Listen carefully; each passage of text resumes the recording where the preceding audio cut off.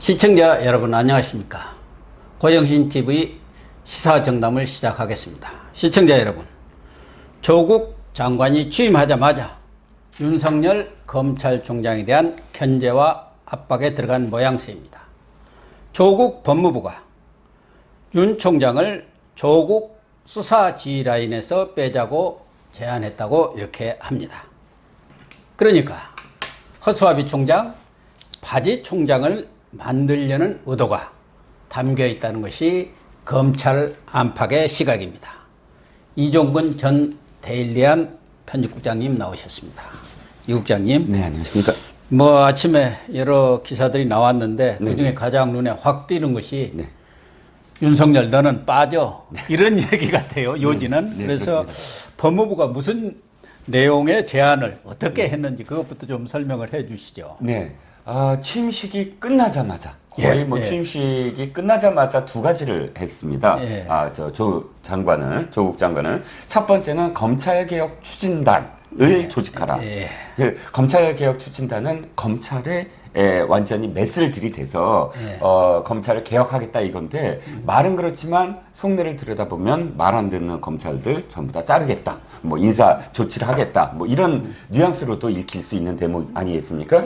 자, 그 말씀 조금 이따 드리고 일단 검찰개혁 추진단 추진 지원단을 만들라는 것과 두 번째는 김호수 법무부 차관과 이성윤 검찰국장에게 사실 뭐 지시를 내렸건 뭘 하건 이 두 사람이 동시에 대검 차장과 대검 반부패부장에게 전화를 걸어서 윤석열 검찰총장을 이번 수사 지휘 라인에서 배제하는 것이 어떠냐라고 넌지시 이야기를 건넸다는 것이죠.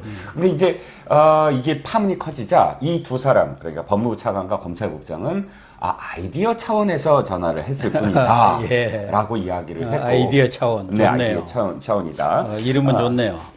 이를테면 뭐 지난번에 여러 가지 어떤 두 번의 어떤 그 선례가 있어요. 특별수사팀에서 검찰총장을 이제 수사 지휘권에서 이렇게 그 배제하는 거는 그만큼 검사들의 수사를 지휘하지 마라. 뭐 이렇게 연결돼서 혹시나 부당한 어떤 지시를 할 수도 있다. 그래서 독립성을 지켜주자. 이런 의미로 사실은 뭐 전화를 했다라는 뉘앙스인데 거꾸로 읽힐 수 있는 건 뭐냐면 저는 이렇게 생각합니다. 그걸 받아들일 거라고 생각을 해서 이런 제안을 했을까요? 저는 아니라고 봅니다. 지금 검찰은 결기를 보여주고 있잖아요. 근데 이 전화 두 가지는 일부러 이게 알려져서 우리가 검찰을 흔들 수 있다. 라는 메시지를 전달함으로써 수사를 위축시키는 어떤 효과. 저는 이게 더 강하지 않을까 싶습니다. 근데 지금 그 전화를 했다는 두 사람. 김호수 법무부 차관, 이성윤 검찰총장, 검찰국장, 두 분 다 법무부 내에서는 가장 요직이죠. 물론 차관은 그렇다 하더라도 이성윤 검찰국장, 이게 무슨 정부 전체 국장 중에 5대 국장에 들어간다는 가장 핵심 국장이고 검찰에 대한 모든 인사권을 쥐고 있는 사람이 이 바로 법무부 검찰국장 아닙니까? 네, 그렇습니다. 검찰국장을 한 다음에 어떻게 이 전보가 되냐면 왜 꽃보직이냐면 그 다음에는 중앙지검장, 그 다음에 검찰총장으로 갈 수 있는 아주 그럴 확률이 높은 곳이고 그러다 보니까 검찰국은 사실 법무부 장관한테 충성하는 그런 조직이다. 왜? 자신들의 인사권이 바로 반영이 돼서 나중에 검찰로 돌아갔을 때 어떤 지위로 가느냐가 사실 결정이 되거든요. 솔직히 말씀드리면 교수님, 보고를 받지 않는다고 했는데 검찰국의 1과 2과가 있습니다. 여기서는 사실 수사와 관련해서 이 사람들도 다 검사잖아요. 그럼 수사와 관련해서 사실은 공유할 수 있는 정보들이 없겠습니까? 그럼 바로바로 또 직보가 들어갈 수 있는 바로 그곳이 검찰국이거든요. 그런데 김호수 차관이나 이성윤 검찰국장 다 검사 출신이고 검찰 내에서는 알아주는 뭐 잘 나가는 분들 아닙니까? 그렇죠. 이런 분들이 과연 조국 장관과는 전혀 상의를 안 했다. 이렇게 발뺌을 하고 아이디어 차원에서 제안을 했다 그러는데 이게 자칫하다가는 수사 방해 내지는 직권남용 혐의가 될 수도 있는데 자기의 운명을 걸고 말하자면 공직 운명을 걸고 그런 일을 했을까요?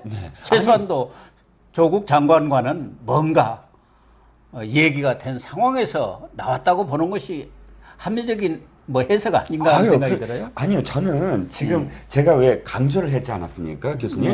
취임식이 끝나자마자 두 가지, 그러니까요. 이 두 가지가 나왔다는 거예요. 이건 무슨 의미를 갖냐면, 사실 우리가, 교수님이나 저나 이제 이 기자 생활을 했기 때문에 왜 기자들은 전례를 보고 사실 판단하지 않습니까? 전례는 어떻게 되죠? 피의자나 혹은, 피고인을 배우자로 둔 사람이 그러니까 뭐 직위를 행사할 때 사실은 어떻게 하냐면 좀 잠수를 탄다고 할까요?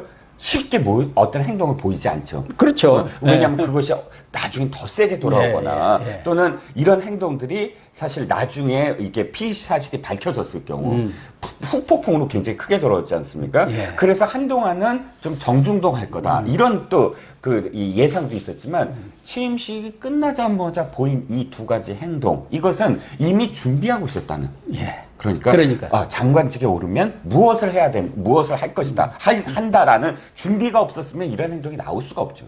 그리고 한 달여 동안 후보자 직위에 있었기 때문에 검찰뿐만 아니라 특히 법무부 핵심 간부들과는 수시로 소통을 했다고 봐야겠죠. 여러 가지 상황들에 대해서 소통도 하고 앞으로 해야 할 일. 그래서 조국 장관이 후보자 시절에 여러 가지 그런 그 정책적인 그런 대안이랄까 그런 것들도 출근하면서 발표도 하고 그랬잖아요. 그런 것들이 다 법무부 쪽에서 나왔다고 봐야죠. 그럼요. 준비단이라는 게 청문회의 준비단이다 이렇게 이름이 붙여졌지만 사실은 그 다음에 아까 지금까지 어떤 업무 보고 어떤 상황이다라는 보고를 다 받고 그 다음에 어떻게 해야 된다라는 그런 기획회의까지도 포함된 그 준비단 아니겠습니까? 그렇죠. 당연히 이 검찰을 휘어잡으려면, 검찰을 또 위축시키려면, 검찰 수사를 사실은 자신들의 방향대로 하려면 어떻게 해야 된다. 저는 의혹입니다만, 사실 추정합니다만, 그런 것들이 충분히 공유되는 그런 상황 속에서 나온 것이 아니냐. 두 번째는요, 급하다라는 느낌이 들었어요. 정말 급하구나. 그러니까 취임식이 끝나자마자를 한 번 더 강조를 합니다. 예를 들어서 추석 지난 다음에 해도 돼요. 그러니까. 추석 그러니까 며칠 동안 그러면 이게 추석이라는 기간 또는 설이라는 기간은 사실은 저기나 마찬가지거든요. 왜 그 선거 앞두고 일주일 전에 왜 여론조사 발표하지 않는 블랙아웃. 마찬가지. 완전 블랙아웃이거든요. 뉴스도 사실 제일 뉴스를 안 보는 시간이에요. 그렇죠. 뉴스도 상상도 안 될 뿐더러 이 9시 뉴스도 거의 시청률이 뭐 바닥에 이르고 그땐 영화 보고 아니면 저녁 먹으면서 가족들이랑 얘기하는 시간이거든요. 그럼 그 시간 동안은 사실 시간을 벌 수가 있는데 왜 하필이면 추석 앞두고 이렇게 급하게 이런 모든 걸 할까? 이게 이제 몇 가지의 어떤 추정을 가능하게 하죠. 그러니까 지금 검찰 수사가 상당히 속도를 내고 있기 때문에 이 속도로 가다가는 말하자면 조국 장관한테 바로 칼날이 들어올 수도 있겠다는 판단을 했기 때문에 빨리 그걸 차단하기 위해서 일단 그런 제안을 했다고 봐야 하는 거 아니겠습니까? 교수님, 전 전적으로 그렇게 보고요. 그 다음에 수사를 위축시킬 수 있는 방법이 무엇일까를 생각했을 때 일선 검사들이 이 정부는 윤석열 검찰총장도 저렇게 건드릴 수가 있나? 그럼 나는 우리가 수사할 때 누가 나를 보호해 주지? 그렇죠. 누가 책임져 주지? 그리고 두 번째, 지금 야당 의원들이 지금 계속 그 의혹을 제기하는데 지금 수사 중인 검사들을 지방으로 좌천시킬 거다. 이런 설이 지금 나온다라고 지금 발표하지 않았습니까? 저는 이 모든 것들이 안 해도 돼요. 실제 안 해도 되는데 이런 설 그리고 이런 전화 이 자체가 검사들한테 오는 심리적 압박감. 그렇죠. 수사 위축이죠. 그럼요. 우리 언론에서 말하는 칠링 이펙트라고 합니다. 위축 효과. 위축 효과. 근데 교수님 말씀하셨듯이 어저께의 이 취임식 끝나자마자 보인 이 두 가지는 일선 검사들에게 충분히 주는 메시지로 작용할 수 있다는 생각입니다. 예를 들면은 법무부가 제안한 대로 그런 특별 수사단이 만들어진다면은 현실적으로 보면은 지금 특수 2부 서울중앙지검 특수 2부가 중심이 돼서 지금 수사를 하고 있는데 사실상 특수 2부는 손을 떼고 해체되는 거나 다름없고 검찰총장은 어떻게 보면은 이제 바지 총장이 되고 그 내용은 실질적으로는 조국 수사를 면죄부 수사로 끝내자. 이런 의도가 있는 거 아닙니까? 아니요. 당연히 그렇게 읽힐 수 있고요. 걱정이 되는 건 사실 저는 뭐 대통령의 시간이다. 뭐 이렇게 청와대가 계속 얘기했던 거를 빌려봐서 조국 수석이 장관이 되자마자 이건 윤석열의 시간이다. 이렇게 생각을 했었어요. 왜냐하면 이제는 검찰도 물러설 수 없는 시간이지 그렇죠. 않았습니까? 이거는 장관의 배우자 부인을 피고인으로 지금 만들어 버렸기 때문에 그 단순히 장관의 부인의 피고를 넘어서 당연히 조국 장관이 소환된다.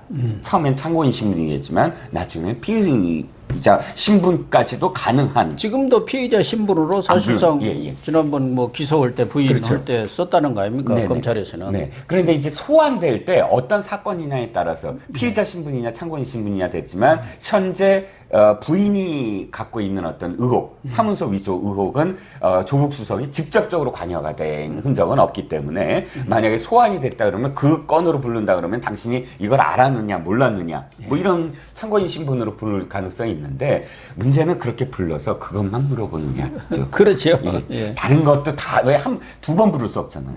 한 번 불렀다가는 사실 그러니까 심야 그 시간 전까지 충분히 많은 것들을 물어보고 그 다음에 이 피의자 신분으로 뭐 이렇게 바뀐다면 이렇게 이 시간이 정해져 있다면 이건 윤석열의 시간이다라고 봤거든요. 근데 저는 이 두 가지 행위로 딱 봤을 때 청와대에서 했다는 말 지금부터는 조국의 시간이다. 청와대에서 그렇게 표현했다는 겁니다. 조국의 시간으로 만들려고 하는 것이다. 그러니까 검찰의 그런 속도보다 반박자 앞서서 뭐 이 검찰을 제어할 수 있는 그런 카드들이 있다. 저는 나중에 이 이후에도 여러 가지 카드들 준비했다. 그렇다고 봐야죠. 예, 라고 봐야지. 그러니까 청와대 뭐 행정관이기는 하지만 미처 날뛰는 늑대로 이 검찰 수사를 표현했을 때는 그러한 청와대의 속내가 현재의 검찰, 윤석열 검찰을 가만두지 않겠다는 그러한 내심이 표현됐다고 봐야 하거든요. 네. 그렇다고 보면은 지금 아까도 말씀을 잠깐 했습니다마는 법무부 고위 간부들의 결정이라기보다는 여권 핵심부에서 공감대를 이루어가지고 이런 방향으로 나가자. 이런 어떤 의견들이 교감하에 나온 것 아니겠느냐 이렇게 보여지거든요. 예. 제가 아까 그 한 가지 좀 나중에 말씀드리겠다는 그 건을 다시 지금 말씀을 드리면 검찰개혁 추진 지원단 말씀입니다. 지금 검찰을 손을 대겠다는 거 아닙니까? 그런데 거기에 누가 됐냐면 황희석 그러니까 지금의 인권국장이죠. 검찰 그렇죠. 인권국장인데 이 인권국장을 지금 시켰는데 이 사람이 민변 변호사잖아요. 그렇죠. 그런데 옛날에 민주당 총선 때 후보로 나갔던 사람이에요. 경선에서 떨어진 것 같아요. 예비 후보까지 가서. 그러면 이 당의 하나의 어떤 그런 정치인, 준정치인이잖아요. 정치인을 지금 사실 추진 지원단으로 지금 뭐 단장으로 만든다? 그러면 말씀하셨듯이 다 교감이 없다면 어떻게 이게 가능합니까? 그렇죠. 그래서 지금 민주당과 청와대가 특히 민주당은 지금 검찰 때리기를 계속하고 있지 않습니까? 조국이 장관에 취임한 이후에도 검찰의 정치관여, 선을 넘었다, 금도를 벗어났다 이런 주장들을 계속하고 있는 것은 결국 현재의 윤석열 검찰에 대한 어떤 비토 이런 분위기가 만연해 있다고 봐야겠죠. 네, 그럼요. 그러니까 이제부터 이제 지켜봐야 될 것은 물론 이제 어저께 한 말씀만 더 드리면 윤석열 검찰총장이 이 대꾸를 했더라고요. 사실 지금까지는 윤 총장이 어떠한 말도 하지 않았습니다. 그것이 어떤 파장이 일어날까봐 사실 그게 저는 조국 장관이 장관직 에 적합하지 않다는 검찰 측의 어떤 메시지라고 봤거든요. 이건 사실 저희가 이제 구속까지도 가능한 피고인이 가능한 피의자 신분입니다. 라는 의미로 사실 그 기소까지 청문회 끝나자마자 비판을 받을 걸 생각하면서도 바로 기소를 했는데 장관에 임명되자 사실은 그런 그 메시지가 전달이 안 된 걸로 이제 판단이 되고 그러면서 검찰총장 입에서 첫 번째 사실 멘트가 나왔습니다. 바로 이렇게 자기를 흔드는 어떤 그런 작업들이 거듭되자 간부들과 점심시간에 이렇게 얘기했죠. 나는 헌법주의자다. 예. 그러니까 검찰주의자가 아니고 헌법주의자다. 이 의미가 헌법이 무슨 의미겠습니까? 전 듣자마자 아 그래? 헌법 그러면 아니 이제는 다른 거 다 안 떨고 일조. 예. 모든 권력은 국민으로부터 나온다. 예. 무슨 얘기냐면 국민만 믿고 가겠다. 예. 이런 메시지 아니겠습니까? 그렇죠. 나를 흔들고 검찰을 흔들어도 국민이 준 권력. 이 권력은 사실 검찰 권력도 마찬가지 아닙니까? 이 수사를 하고 또 이 기소를 하고 이 권력, 검찰 권력도 국민으로부터 나온 거 아닙니까? 그래서 그러한 얘기는 결국 윤석열 총장이 자기의 좌우명처럼 얘기했던 나는 사람에게 충성하지 않겠다. 네. 이것에 같은 맥락이 있는 것이고 윤석열 총장도 이런 제의에 대해서 이런 제안에 거절했다는 거 아니겠습니까? 그렇죠. 바로 이제 그 거절을 했고 또 양측 뭐 전화 받은 사람들이 보고를 했다는 거 아닙니까? 네. 그런데 윤 검찰총장 스스로 그건 받아들일 수 없다라고 선을 그었다는 거죠. 근데 이제 걱정인 건 추석 끝나고 또 다른 카드들. 여러 가지 카드가 나오겠죠. 예. 이 윤 검찰총장과 그다음에 수사를 하는 일선 검사들을 향한 끊임없는 흔들기가 계속. 예를 들면은 법무부에서 감찰을 할 수도 있거든요. 네. 피의사실 공포죄 감찰을 한다든가 그 중에 하나가 이제 바로 인사권이죠. 네네. 조국 장관이 취임 일성으로 취임사에서 얘기했죠. 인사권을 적극적으로 행사하겠다는 뜻을 표명을 했고 그 중에 하나가 우리가 앞서 얘기한 대로 검찰개혁 지원단 아닙니까? 네. 근데 그 검찰개혁 지원단이라는 게 기본적으로 한다면은 검경수사권 조정이라든가 네네. 아니면 공수처 설치 아닙니까? 근데 이건 이미 국회에 가 있어요. 그렇죠.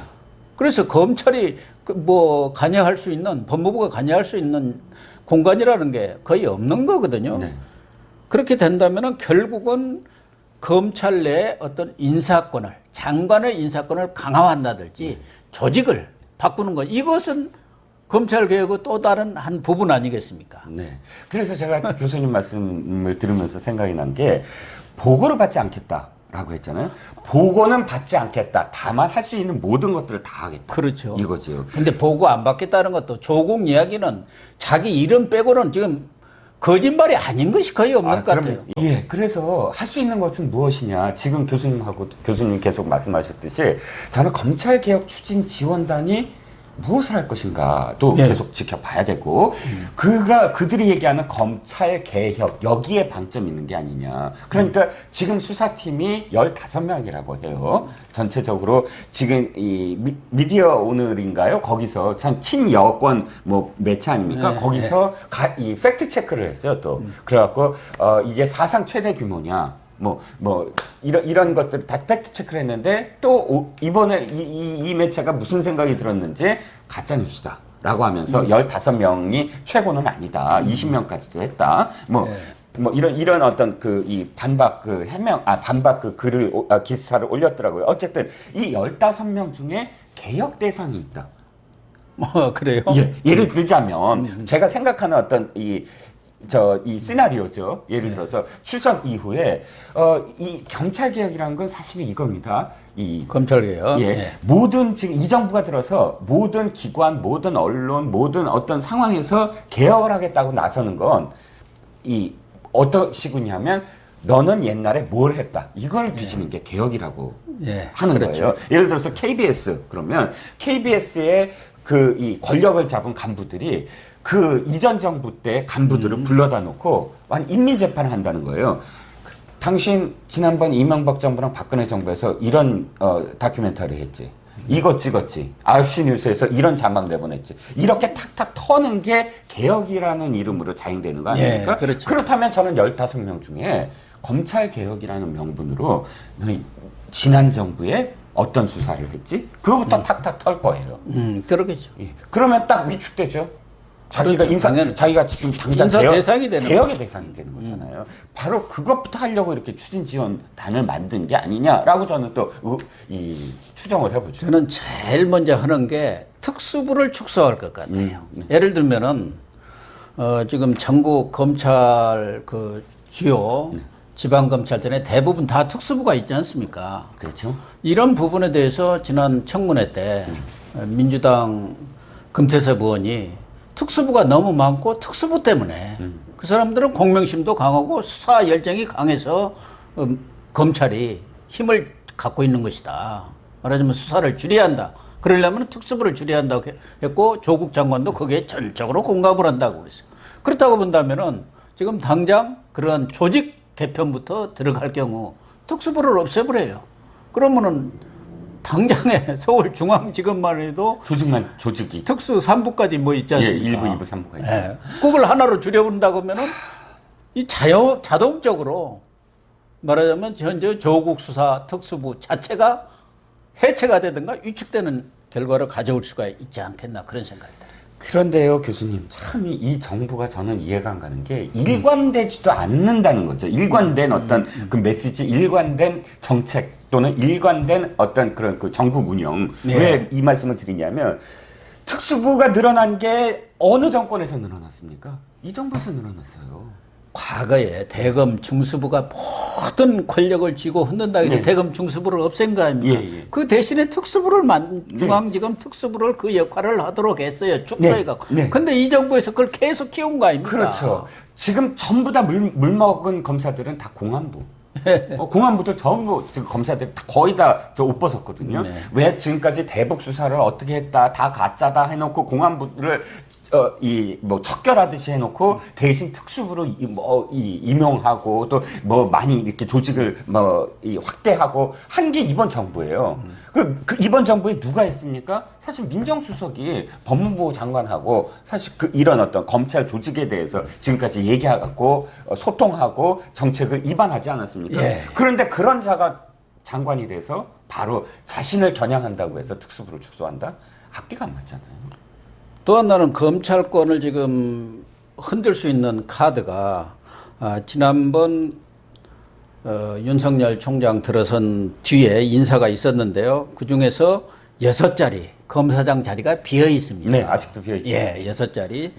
대전, 대구, 광주 고검장 다 검사장급이죠. 거기에 부산, 수원 고검차장 그 2명 그리고 법무연수원 기획부장 이 자리가 비어 있기 때문에 원래는 내년 한 1, 2월쯤이 정기 인사인 모양이에요. 네, 그래서 맞습니다. 윤석열 체제가 안정이 된 뒤에 인사를 하는 쪽으로 이렇게 방향이 가닥이 잡혀 있었던 모양인데 조국 장관이 인사권을 행사를 하면은 얼마든지 뭐 지금 중앙지검에 있는 특수부 사람도 어디로 옮길 수도 있고 네. 그렇게 따라서 말하자면은 이 현재 수사하는. 검찰 수사에 대해서 본인은 보고를 안 받는데 인사권을 통해서 얼마든지 개입하고 관여할 수 있는 그런 여지가 있는 거 아닙니까? 예, 그렇죠.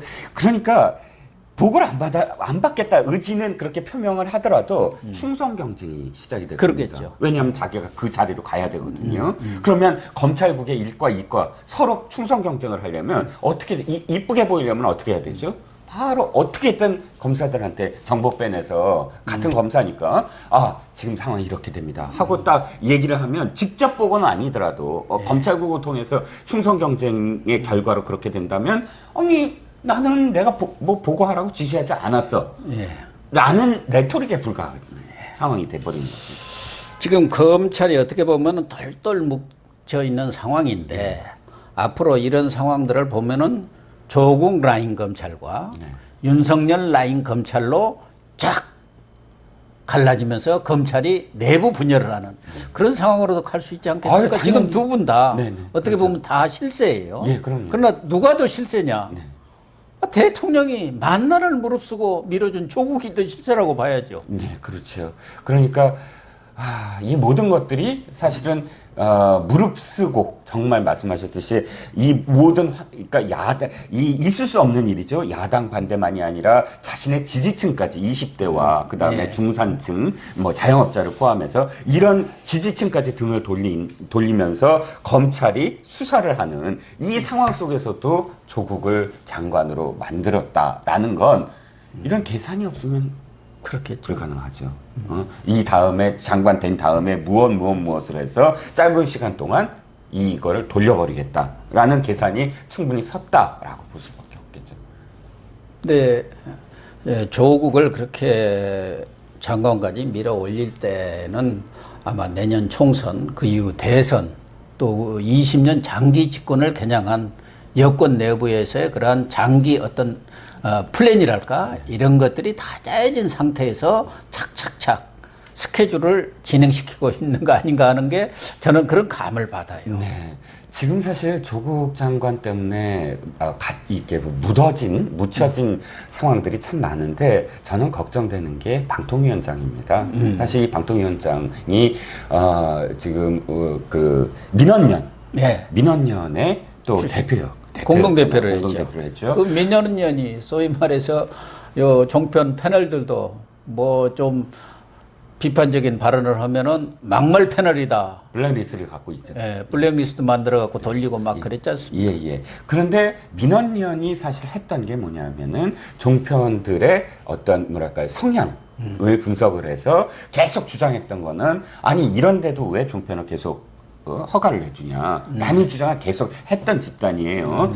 지금 내부에서 들리는 얘기는 어쨌든 2개는 취소할 수 있다. 종편 중에 그것을 강행하겠다라고 지금 내부에서 얘기가 나오고 있거든요. 그렇습니까? 예. 그런데 이게 뭐냐면 저는 유튜브만 손보는 줄 알았더니 이제 종편도 아니요. 소용없다. 네네. 뭐 봐주는 거 없다. 이런 모양이네요. 하나는 확실하다. 뭐 거의 이렇게 지금 얘기가 돌고 있는데 문제는 그겁니다. 아까 저희가 모두의 교수님께서 위축 효과 네 글자를 말씀하셨잖아요. 이거는 완전히 지금 벌벌벌벌벌 하는 거예요. 장관 되자마자 예. 종편에서도 야 이게 초유의 일이다 하면서 패널들에게 조금 조심해달라 이렇게 지금 이야기하면서 시작한 장관 이후에. 아 그렇습니까? 예.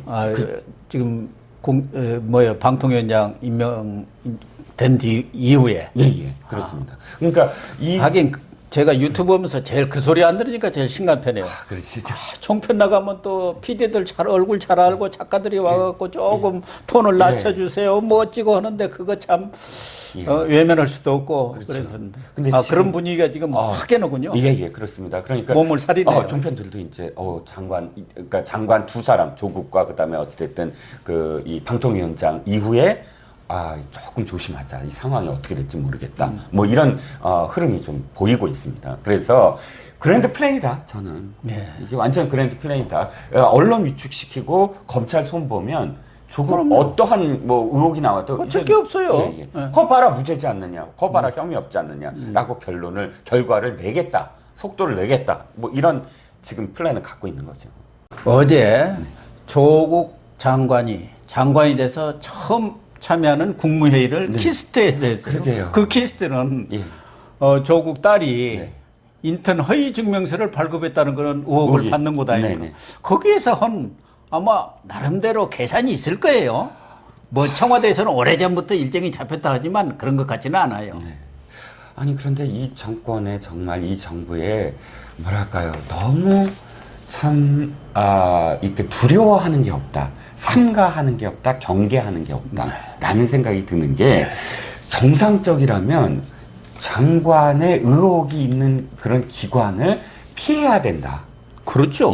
그게 정상적이다. 왜냐하면 지금 이렇게 이야기를 들을 수가 있고 비판을 받을 수가 있고 그렇게 되다가는 정상적인 사고라면 조국 장관한테 이게 해가 돼가지 도움이 되지 않는다. 그러므로 조국 장관을 보호하고 이 내각을 보호하려면 차라리 그런 의혹이 있는 곳은 피해야 된다. 다른 때로 가자.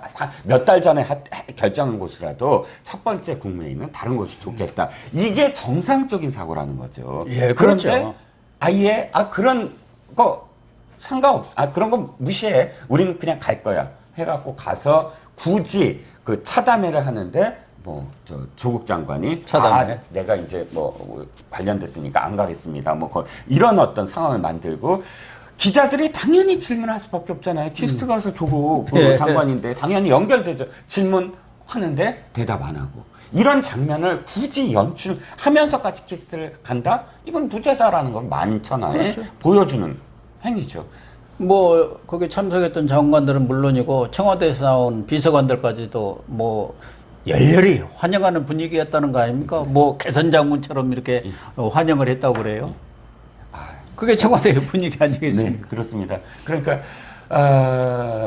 조국 장관이 취임식을 할 때도 사실 미소를 지었더라고요. 그래서 그걸 바라보는 국민들 도대체 어떤 데서 무슨 사과를 한 건지 사과를 했지 않습니까? 자신에 대해서. 근데 그렇다면 더 엄중하게 그 취임식이 해야 되는데도 불구하고 옅은 미소를 지으면서 또 더군다나 직원이 환영이라고 뭐 피켓팅을 하니까 그러니까. 뭐 이 웃음이 여기서부터 여기까지 뭐 걸렸더라고요. 그래서 참 더 뭐 드릴 말씀이 없습니다. 염치와 두려움이 없는 정권 같습니다. 네, 시청자 여러분. 조국과 윤석열, 물러설 수 없는 건곤일척의 한판 승부가 시작되었습니다. 실세 장관과 실세 검찰총장, 한 사람은 죽어야 끝나는 싸움. 과연 최후 승자는 누가 될까요? 조국 누아르 드라마는 장기간 계속될 것 같습니다. 오늘 방송 마치도록 하겠습니다. 감사합니다.